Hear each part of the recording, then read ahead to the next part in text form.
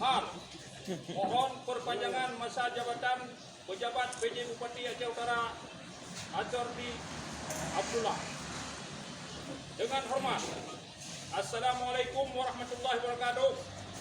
Sehubungan dengan telah berakhirnya masa pejabat PJ Bupati Aceh Utara Bapak Azwardi Abdullah, maka dengan surat ini kami para Imam Mukim Kabupaten Aceh Utara memohon kepada Bapak Menteri Dalam Negeri Jenderal Polisi Pur Tito Karnavian agar dapat kiranya memperpanjang masa jabatan PJ Bupati Azwardi Abdullah dengan alasan sebagai berikut.